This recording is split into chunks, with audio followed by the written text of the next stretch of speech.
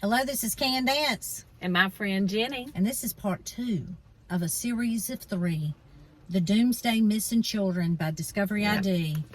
And this one is called Into the Past. Okay. So the first one was the disappearance. And like I said before, you know, we'll just go into it a little bit again, but we're watching Kay and Larry, a lot of it. First off, we're getting to see a lot of videos we don't normally get to see. Really giving us a lot of different videos and pictures of JJ and Tylee. And we're getting to see Kay and Larry as they are learning new information and evidence about the case in real time. Yeah. And it's heartbreaking. Oh, I mean, I can't imagine. It's heartbreaking. So we're going to get right into it. Okay. Now, you have not seen these. I've not seen these. these. She has not seen these. She's going to watch them. I'm watching them after we decided that it would be better for her to kind of go over it with me, and then I'll watch them after. So it opens up, this episode opens up with Kay giving an interview after Lori did not show up with the kids after the court order. She's in front of all those press. The kids have been missing 5 months. The police believe Lori may know where the kids are. Of course, she's their mother. Of course she knows where they are. And she's not the one that reported them missing. And she doesn't act worried, which means doesn't act worried. She knows where they are. So Kim Powell is also in this little bits and clips. She is a reporter from Arizona, so you see her. Okay. She's like, did the mom take them? Holding out hope that the kids were tucked away somewhere, which we've discussed. A lot of people, until we absolutely knew different, were holding out that kind of hope. We were all holding up that kind of hope. But it just felt like, with some of the pictures of Lori and her attitude, that maybe something different had happened. Kay is in the car giving an interview, like as they're in Rexburg passing. This is after Lori did not show up with the kids. And she said, I knew there was 99.99% chance that she wasn't going to come, but there's always that little hope. You hold out hope. She said there's more of Lori sticking her finger up to the world, up to law enforcement, which is her MO. This is what she knows, right?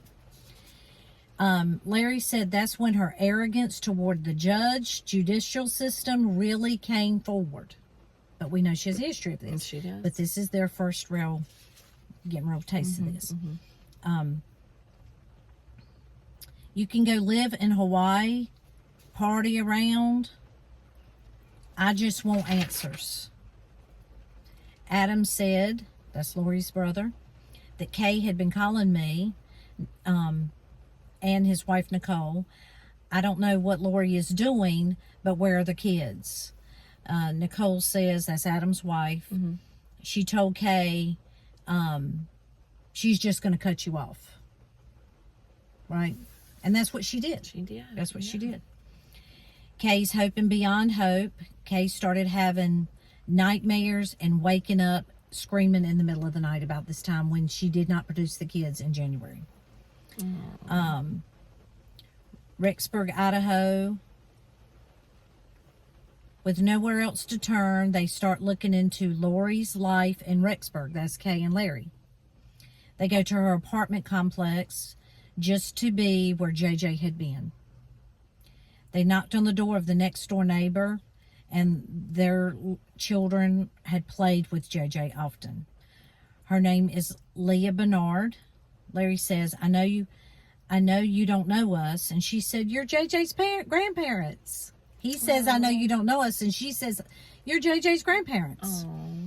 And he says, he's my heart. Before Lori left, he's asking her, how was JJ? I just want to know, did he seem angry or out of control? And the reason he's asking that is because that is what Lori and Melanie Gibb have been telling people that he was, or, you know, on recordings that they have said, that he was wild, he was out of control, he jumped up on the counter, he got up on the thing, knocked off the picture of Jesus. So that's why they're asking her this. But it's funny, and wasn't it in Melanie Gibb's interview with Nate Eaton, she didn't see any of these signs that Lori was talking about. Leah says no. JJ seemed really happy, which Well, that gives us some comfort. does. He was very energetic, running around all the time. He was one of the most creative kids I've ever met. And then they show some little things that he's made. She says, I remember he had a backpack and he liked to turn it into a jetpack. And Larry said, this is where he loved to ride his scooter. Did he have a scooter here? And there's snow all around, but you can tell they're real good about keeping the sidewalks and driveways clear. They got it going down in Rexburg about that. Leah said, yes, all sorts of rolling toys, and he would set up jumps and he would go off of it, and Larry would say, that's my boy, and Kay smiles and laughs with pride when she says that. And Leah says, I didn't see anything off at all. I did mention to the detective that there was a sitter who cared and stayed with JJ once. I just wondered where Tylee was and why she wasn't watching him. Kay and Larry asked Leah and her husband about the last time they saw Lori's family.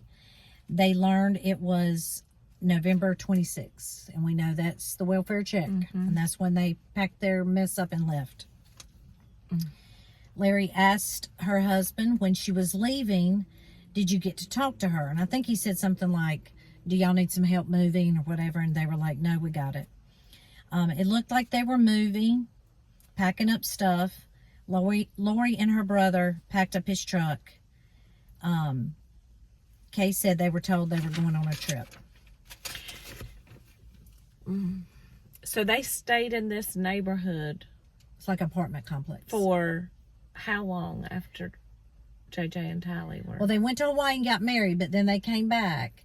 And they were murdered in September 9th and September 23rd. This is October 26th. But you got to think, it's snowing, it's cold People aren't outside. out playing. Kids aren't Yeah. out like it is Yeah. in the summertime. Well, that's true. Right? That is true. I mean, ain't that right? And that it's- is true. But I'm sure if anybody asked, she had something ready to say anyway. Right. And it snows a lot there. I mean, it's like deep snow. It ain't like here where we get little dustings. They did not see JJ when they left. Now, when she says this,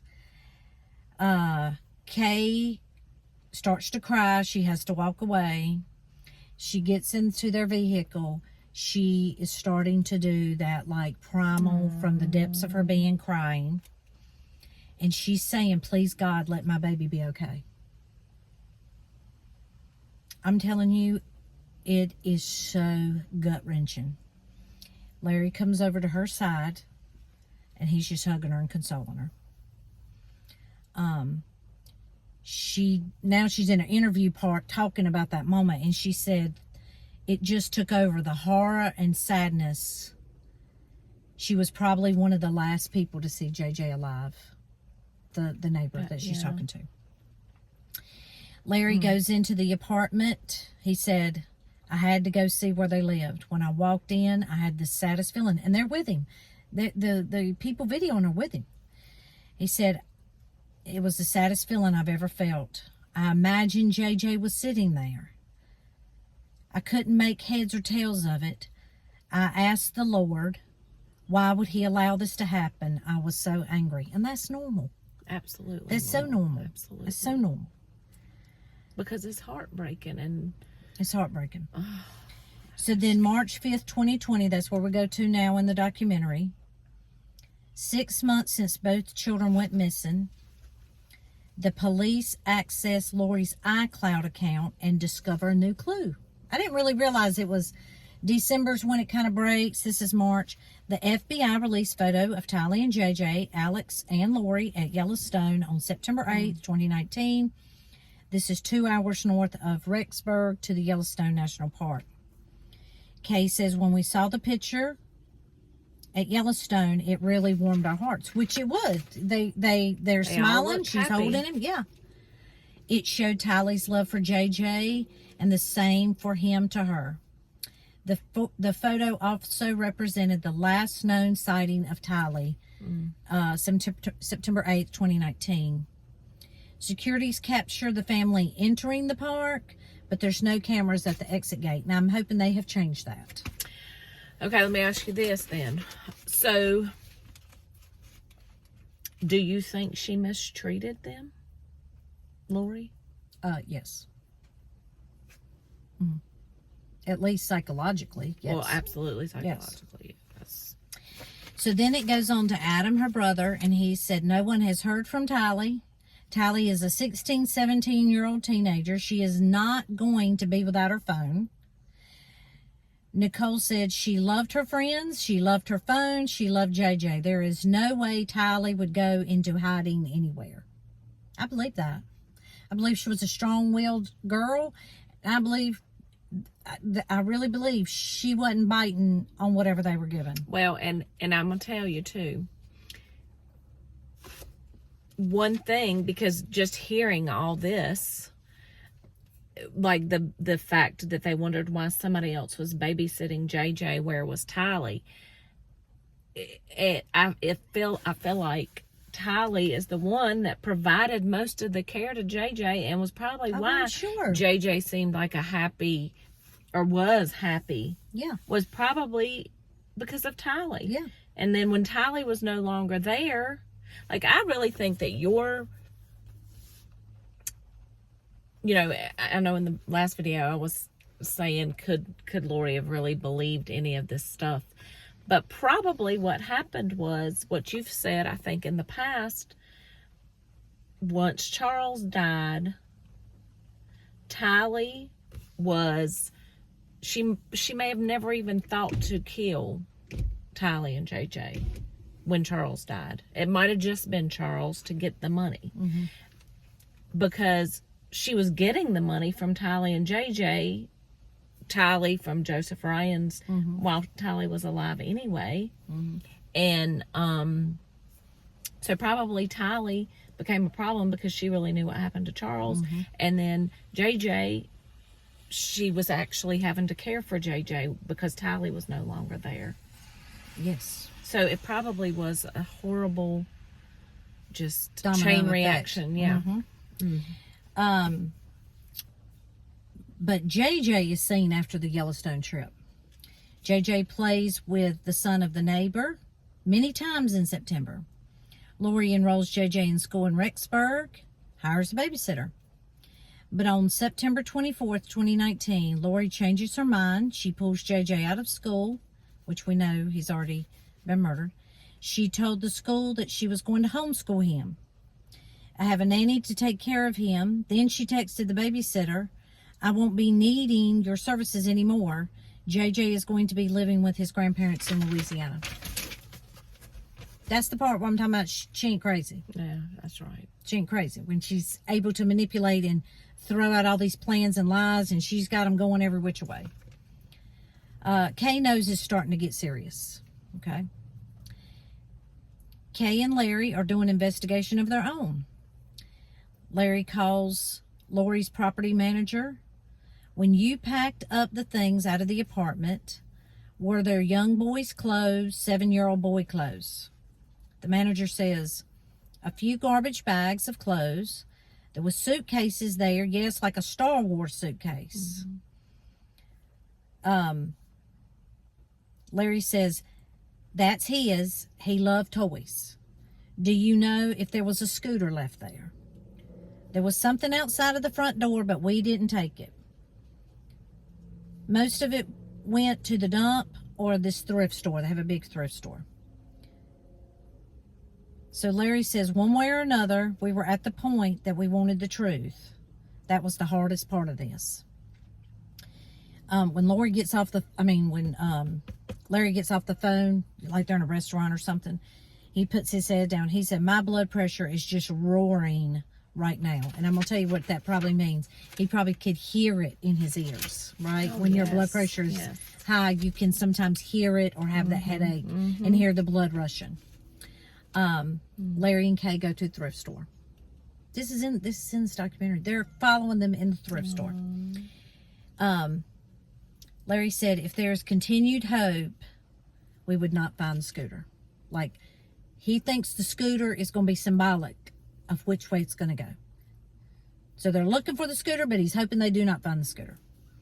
If we find the scooter at the thrift store, it would have led me to believe JJ was no longer alive. Then it flashes to Nate Eaton reporting at a storage building. This is the next thing we see. Lori Daybell abandons a storage unit in Rexburg full of children's items. Now, they got the clip of Nate Eaton. Well, Kay and Larry are watching it, like on the cell phone and on the iPads, as we're watching it. You know, if you're connected with the Nate Eaton things. He said that she rented a 10 by 10 on October 1st.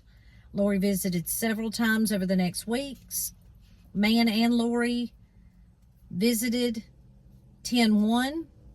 They agree when she does the contract to pay $53 a month. Lori returns 10-2 with a man believed to be her brother Alex Cox. We now know that was Chad. I don't want to say what happens, but his truck is recorded on camera several times during the month. Man in the camera is removing a heavy tote with something hanging over the end. And you got to remember, when we first started seeing these videos, they were very grainy, dark looking. You know, they're just surveillance. They're not really, you know. Not real good, clear pictures. Yeah. So Larry is looking at it and he says, "My God, that's a child's leg or a child's arm." And we know that's not what it was. It's the seat in the back of the Jeep. Yes. So that they could go shoot out the back window at Brandon Boudreaux. 11:27, you know, we're going back and forth in the timeline. Police have a search warrant for the unit. Now, 11:27 is the day after 11:26. Inside, they find a bike, a scooter, winter clothes, a photo album with pictures of the children, sports equipment, a backpack with JJ's initials and blankets showing photos of JJ, and the other with pictures of Tylee. Kay and Larry are watching it frame by frame, trying to identify JJ's stuff. Video of the man carrying the tote. Larry thinks it's an arm. Kay feels sick to her stomach, is what she says. And then Kay says, "We don't know. Let's just give him a minute." I mean, she is very grounded. Yes. Because he says that, she hears it, she sees what he sees, but she's like, you know what?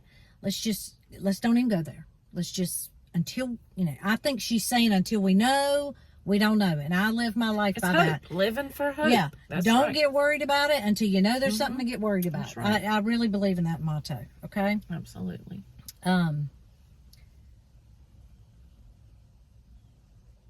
Okay, then Kay says, "When I saw what looked like it could have been a body part sticking out and it was heavy, our heart sank. My reaction was, what was that in there?" And then Larry tells Kay, after he's watched it a couple of times, "I don't think it's a body part. The police confirm this a car seat, but larger reality still looms." 1 week later, anxious grandparents received some good news. Lori was arrested. I remember that. 1 month after Lori failed to produce her children in Idaho, police in Hawaii arrest the 46-year-old mother. It's breaking news. There was a $5 million warrant for Lori Daybell's arrest and for her to be sent from Hawaii to Rexburg. Kay says that was a big happy moment. Maybe now she has to start working with the law enforcement. And Adam says, "I would think jail would change Lori's perspective. Snap her out of the trance she is under. The Lori in jail is not the Lori I grew up with or I knew 3 years ago." And I understand what he's saying, but the Lori now that's in jail has murdered her husband, helped murder Tammy, has been involved a lot in the murder of her own 2 children. And her brother. And, you know, we always throw Joe Ryan in there too, and Charles, because we feel like, I mean, we know she's responsible for a lot of that. She is a different person when you've committed all these crimes, and now you have all this to hide and run away for it. Lori is not happy with the bond. She ain't happy about it. She tried to fight it in Hawaii. She denies the charges, but the judge says it's a $5 million bond. Chad As it should remains, be. yes, Chad remains free. So now she's coming to Rexburg. They know she's coming to Rexburg. So Larry wants to go see Lori at the airport. And Kay's like, well, I didn't know we was going to do that. And he wants to see her in orange. And then Kay talks about orange being the new black, which was the, big at that time. Everyone has heard of Lori's case in Rexburg. So there's a lot of people that want to see her, get a glimpse of her. And Larry says, while we were waiting for Lori to arrive, we drove out to Chad's house. This is where, like, my heart was, He said to see if he was there. I wanted to understand Chad. So much nervous energy and anxiety. So then they go into about Chad. They say 52-year-old Chad Daybell was born into a Mormon family in Provo, Utah. His faith played a large role in their lives. Chad was well regarded in the church. He was quiet and kind. His freshman year at BYU in 1989, he meets Tammy Douglas. They marry the next summer.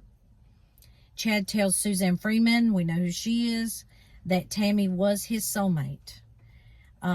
Tammy was a typical mom. She took care of her 5 kids. She worked at a local school in the computer room, and she was a librarian.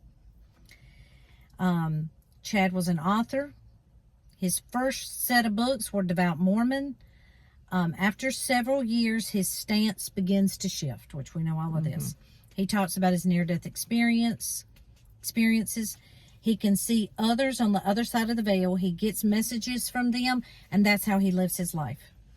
He has seen Jesus Christ, and he has been told things to do, certain things on this earth.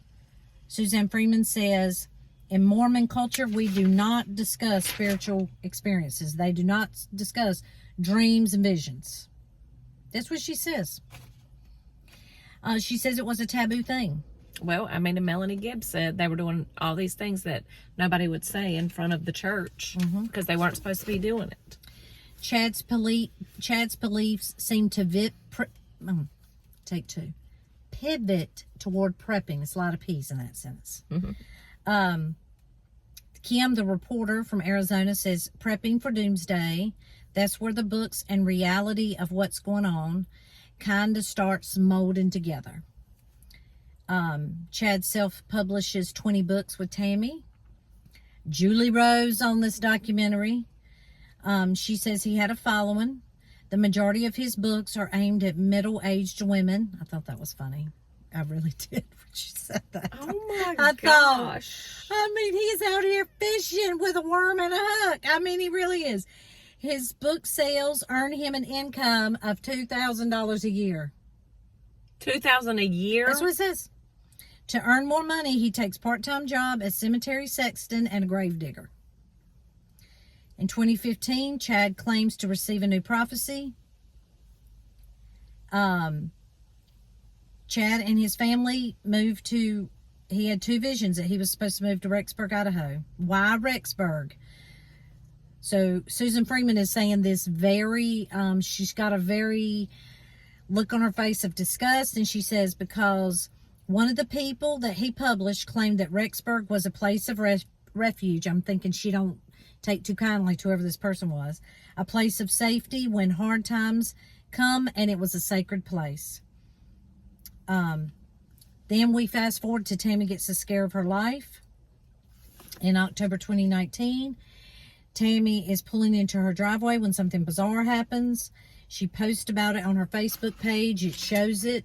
She goes into that this masked person shoots at her with a paintball gun. She screams for Chad, and then the person goes off.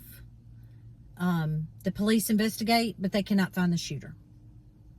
But we know who it was. It was Alex. And it wasn't a paintball gun. 10 days later, Tammy dies. Just sometimes, and I know, we're looking at it in a rearview mirror, but she reports this to the police, and 10 days later she dies. Why would this not be investigated? And her husband buries her very quickly. And does not want an autopsy. If your wife had been shot at... And he gets married 2 weeks later. And he upped her insurance. And he upped her insurance. Yes. Come on. I mean, all of this, and now his children are trying to say that he was framed. That's right. No. So Chad calls 911. My wife passed away. EMS and police arrive at the home. Then it goes to one of Tammy's colleagues, and she said Tammy had not been sick. She was so vibrant, but she died in her sleep and buried in her hometown of Utah. Susan Freeman says, I thought that he would be this grieving widower. He said they were soulmates, but just weeks after Tammy's sudden death, Chad Daybell, Lori Vallow, marrying Kauai. Susan Freeman thinks it's a rumor. She's heard about it, but she thinks it's a rumor. Kay finds out. She was in shock. This is a red flag. Then we go back to March 5th of Lori's bail hearing. Kay and Larry see Lori in person for the first time in a year. Kay and Larry have hired a lawyer to give custody to them of the children when they are found. First, if they are found, they have to go to CPS. And Kay's getting ready for it, and Kay says, I don't even feel anything today. Reporters everywhere, they want to get a glimpse of Lori. It's national news. Townspeople show support for Kay and Larry. That was so sweet to see. It is. But police have a decoy, and they, get her into the courthouse. Nobody can see her because they're protecting Lori. Wow. Why would we do that? I know. When that happens, Kay loses it, goes around the corner because she doesn't want to cry in front of everybody. And I mean, again, that primal, gut-wrenching crying. Then we see the courtroom's packed, and we see Larry and Kay, Brandon, and then I think it's Colby sitting there. Everyone wants to know where are the kids. They think she's going to tell them in the court where the kids are. One of the reporters said the bail hearing, it was silence, that you could hear a pin drop, and then Chad Daybell walks in. And she said there was a collective gasp. That's what she said. Lori walks in a striped jumpsuit. It is orange striped. Bright pink lipstick and a bulletproof vest under the prison clothes. And the reporter says, that's how you know how serious the crime is. Kay says she was smiling, arrogant demeanor, too much makeup. And when you watch her defense lady who quickly got herself off the case, and she's saying, Lori is innocent. Lori's sitting there with this look and nodding her head, yes. I mean, it's just, but not in a way like she's not connected to reality, like she's putting on a show. She's in there for 2 counts of desertion of a child. The defense says she's innocent, and the prosecutor, who is Rob Wood, says, where are the kids? She has not told us where the kids are. Why should her bail be reduced from $5 million? Where are the kids? The judge does reduce it, which I do remember that. He did reduce it from $5 to $1 million. But Kay says she knew she wasn't going anywhere. Kay and Larry knew it. Because Chad would be the only person who could possibly even try to get her out. And he didn't have any money. He didn't have any money. He's killed his wife, who and nobody's going supported to front the money. No. Bondsman. Lori is starting to realize in her warped mind that Chad was not her savior. Oh, that was a good statement. That is a very good statement. I really did. She believed Chad was the chosen one to build her little kingdom. I thought it was enlightening. I thought it gave us a lot of real, raw emotion, a lot of insight into Kay and Larry, their fight, their pursuit for justice. And of course, you'll see in the video number 3, a chain that shifts from where are the kids to justice for the kids. And I mean, it's great. Oh, it sounds it's great. Powerful. It sounds powerful. It is powerful. And if you can get the chance to watch it, the way I do it is I just Googled Doomsday, the missing children, how to watch it. And then it tells you, and you might have, I don't think it's on Netflix. Amazon Prime was the way I could see it, and then bought it for $4.99. Strongly recommend it. Okay. Strongly recommend it. And we hate so much that they had to go through this, but you know, this too shows the love they have for this, for JJ and Tylee, to put themselves through that to get the word out. Because when they started this, they were hoping it was going to end in finding those children. So, you know, to put yourself out there like they did. And she talks about, I forget which video it is, how it started private for them, but it immediately went massively public. And to have to do all that out there in the public eye. And be judged. And what, you know, because I can remember when they did a $20,000 reward, people were like, why is it not more? Why should it even take $20,000? I mean, I'm thinking people should just produce the children. Absolutely. You shouldn't have to pay anything. You shouldn't even have to pay anybody to produce the children. That's exactly right. But anyway, so. Yeah, so. Part 3's coming. Yes. It's very powerful. The wrap-up is very powerful. Please watch. Yes, so after all those 3, we'll be back together and we'll come up with something. That's right. We'll get something else. That's right. All right. Until next time. Bye.